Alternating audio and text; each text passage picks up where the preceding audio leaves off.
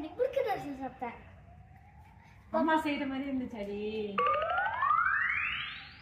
கொஞ்சம் பரவாயில்ல. கொஞ்சம் பரவாயில்ல. புரியல. நெய் தோசையா முறுக்கு தோசையா? முறுக்கு தோசையா பண்ணியாச்சு. என்ன டக்கு கோவம்? தம்பி, அம்மா சுடுற முறுக்கு தோசை நல்லா இருக்கா, கடையில சாப்பிட்ற முறுக்கு தோசை நல்லா இருக்கா? நாளைக்கு சாப்பாடு வேணும்னா நம்ம அம்மான்னு சொல்லி ஆகணும். எப்படி? அம்மா நிறைய சாப்பாடு போட மாட்டானுங்க அப்புறம். இந்த கட்டை கொஞ்சம்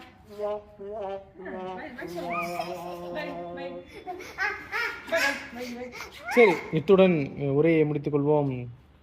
திரும்பி நாளைக்கு வர கைஸ் பாய் சொல்லு. சர்ப்ரைஸ் பண்ணி வச்சுக்கோங்க. சொல்லு, சேனல் சர்ப்ரைஸ் பண்ணிக்கோங்க. நாளைக்கு வரேன். சேனல் சப்ஸ்கிரைப் பண்ணுங்க. எல்லாரும் முறுக்கு தோசை சாப்பிடுங்க. சாலியா சாலி பாய். முறுக்கு தோசை சாப்பிட்டா என்ன ஆகும்? ஹெல்தி ஆகும். ஹெல்த்தி ஆகுமா? புரோட்டீன்லாம் சாப்பிடாதீங்க, முறுக்கு தோசை சாப்பிடுங்க, நல்ல ஹெல்தியா இருங்க. ஓகேயா?